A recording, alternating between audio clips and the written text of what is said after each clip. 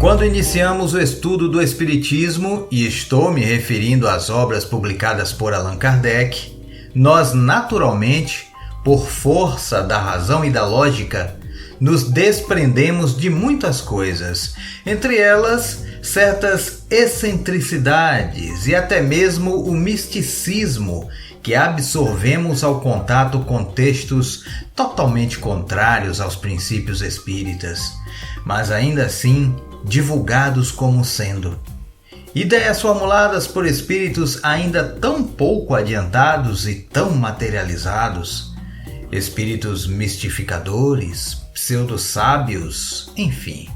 O que é muito comum, aliás, em função da natureza dos espíritos desencarnados que povoam a Terra ou o espaço que a circunda. E adivinha? Eles estão por aí também porque nós, humanos, queremos e os mantemos próximos a nós. Até por isso é tão importante estudar o Espiritismo verdadeiro. Kardec vai dizer na introdução de O Livro dos Espíritos que os espíritos são atraídos na razão da simpatia que lhes inspire a natureza moral do meio que os evoca. Bem, assim sendo, basta observarmos o tipo de comportamento do ser humano na Terra, ainda nos dias de hoje, que será fácil deduzir que tipo de espíritos normalmente circula em nosso mundo. Por falar nisso, o codificador trata um pouco mais sobre esse assunto em O Evangelho segundo o Espiritismo, capítulo 5. Jamais deve o homem olvidar que se acha no mundo inferior, ao qual somente as suas imperfeições o conservam preso.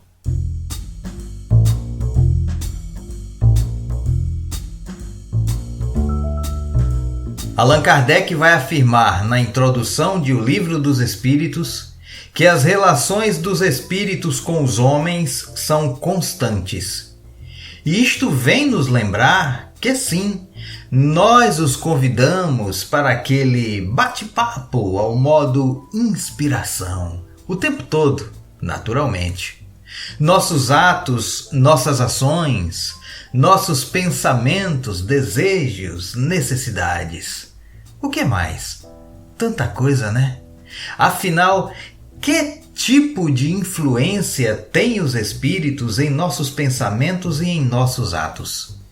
Em resposta a esta pergunta feita por Kardec, os espíritos superiores, no número 459 da mesma obra, destacam: mais do que imaginais, pois com bastante frequência são eles que vos dirigem. Uau! Isso é muito profundo, não? Ah, tá. Os espíritas estão cansados de saber disso, afirmarão alguns. Mas, cá entre nós, até que ponto os espíritas de fato refletem sobre este esclarecimento?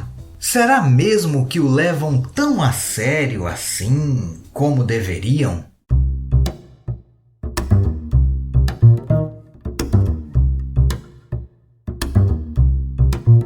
Ainda na introdução de O Livro dos Espíritos, o mestre Kardec afirma: os espíritos pertencem a diferentes classes e não são iguais, nem em poder, nem em inteligência, nem em saber, nem em moralidade. Os da primeira ordem são os espíritos superiores, que se distinguem dos outros pela sua perfeição, seus conhecimentos, sua proximidade de Deus, pela pureza de seus sentimentos e por seu amor do bem. São os anjos ou espíritos puros. Os das outras classes se acham cada vez mais distanciados dessa perfeição, mostrando-se os das categorias inferiores inclinados à maioria de nossas paixões: o ódio, a inveja, o ciúme, o orgulho, etc. Comprazem-se no mal. Há também os que não são nem muito bons, nem muito maus, antes perturbadores e enredadores do que perversos. A malícia e as inconsequências parecem ser o que neles predomina. São os espíritos estouvados ou levianos. Então, afinal, que tipo de espíritos nós queremos que nos dirijam?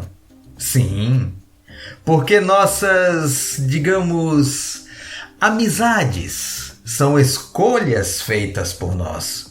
Escolhas pessoais, portanto, e intransferíveis. Ou você insiste que não sejam?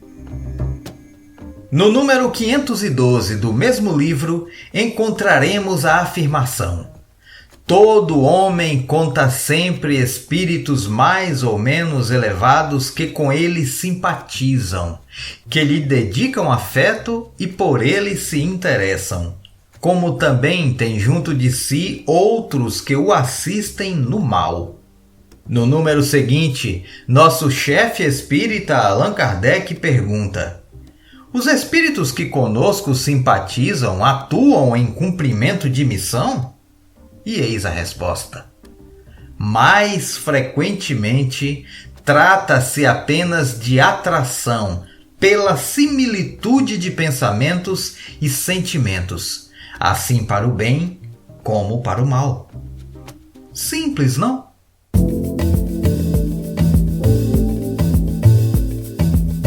Orientação dos Espíritos Superiores no número 518, ainda em O Livro dos Espíritos. Simplesmente amo este livro. Preste bem atenção. Os espíritos preferem estar no meio dos que se lhes assemelham. Acham-se aí mais à vontade e mais certos de serem ouvidos. É pelas suas tendências que o homem atrai os espíritos, e isso quer esteja só, quer faça parte de um todo coletivo como uma sociedade, uma cidade ou um povo. Portanto, as sociedades, as cidades e os povos são, de acordo com as paixões e o caráter neles predominantes, assistidos por espíritos mais ou menos elevados. Os espíritos imperfeitos se afastam dos que os repelem. Segue-se que o aperfeiçoamento moral das coletividades, como o dos indivíduos, tende a afastar os maus espíritos e a atrair os bons, que estimulam e alimentam nelas o sentimento do bem, como os outros lhes podem insuflar as paixões grosseiras. Ficou claro? Deu para entender tudo certinho? Que bom! Então recebam o meu grande abraço. Muito obrigado por nos ouvir. E até o nosso próximo episódio. Kardec Cast. O Espiritismo, a vida e você.